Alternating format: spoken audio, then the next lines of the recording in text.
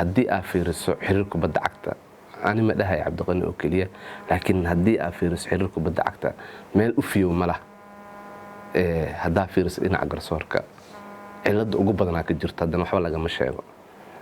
dhalinyaro yaryar oo waxaa maaragtay joogaan xirfad kale leheen shaqo kale haynin tirisboorkooda ayaga iska bixiyaan dhaqaale ku filan aan la siinin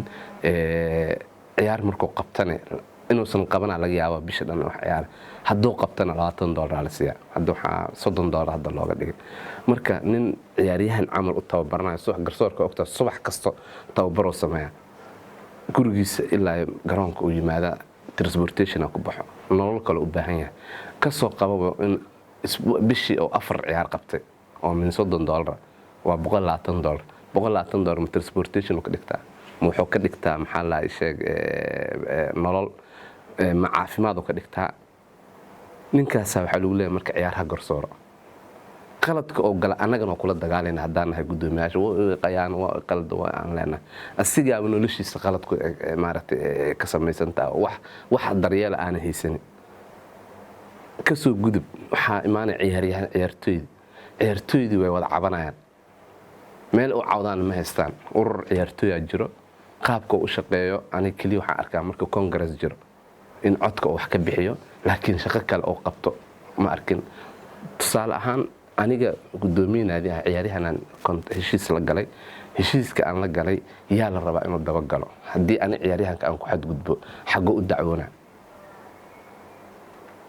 ma jiro ururkii waxa laga yaabaa ciyaartooyda ma yaqaanaan qofka oo ururka gudoomiye uga ah ururka danaha ciyaartooyda la yiraahdaa ma yaqaan qofka gudoomiyaha kaliya codob bixiya wax kale oo qabto ma jirto ciyaaryahanka xuquuqdiisu iga waayay gudoomiye naadiga ahay ama ana xuquuqdi waajibaadkii aan ka rabaan ka waayay cidna kala saarta ma jirto inaan isla boodboodno iyo in maxaa la yiraahdaa isheeg oo familkii ay galaan oo kaliya lagu xalin karaa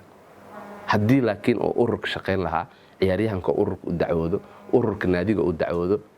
u tago maamulkooda la fariisto dhageysto labada cabasho kadib maxkamad la sameeyo sportiga waa la garbixi lahaa annagoo kale hadda naadigi waxaan wax ka tabanaynaa xiriirka meel aan dacwoono ma laha maxkamadii court of arbitration ma taalo meesha oo maaragtay la rabay in wadanka laga furo maxkamad caadi ina aadido madani ka dacwootid waay iidan waxa ma ka qaban karto sportiga marka waxay noqdeen maaragtay ciyaartooydu way dhiban yihiin garsoorku waa dhiban yihiin annagana waa dhibana yaa dhiban wadana annaga dhan xiriir kubadda cagta wadana haddana annagaa soo dooranay oo maaragtay sheeg qaab sax ah kuma soo dooran horna u sheegay laakiin inta dariiq saxda ah laga qabsanayo cid kastoo cabanaysa qofka cabashada ay sheegtana ani marka hadda waxaan ka cawday cadaalad darro in horyaalka laga dhiibay Soomaa cid baarid ku sameeyay ma jirto sababta maxkamadda ma jirto wax kasta magacii way jiraan laakiin qaabka ma u shaqeeyo waxa aniga aan tabana sax miya mise qalad yaa sheegi karo cid sheegi karto ma cid waqti gelisay oo baarta ma jirto aniga hadda ciyaaryahan wax iga tabto oo yiri maarta xuquuqa iga maqan inay sax tahay inay beenta inay khalad tahay yaa sheegi karo way cid baar lahayd ma joogto marka waxa loo baahan yahay kubadda cagta dhanba in reform lagu sameeyo oo ururada jiro si sax ah u shaqeeyaan ururka ciyaartooyda danaha ciyaartooyda ka shaqeeyo ururka garsoorka danaha garsoorka ka shaqeeyo maxkamadii la sameeyo aniga dambi haddaan ciyaaryahan ka galo in maxkamad la soo taagi karo ana hadduu xiriirka iga galo in aan maxkamad aan la taagi karo taas iyadoo la helin way adag tahay in maxaa la yiraahdaa wax ay saxmaan inta cadaalad darro ay jirto waxa ma saxmaayo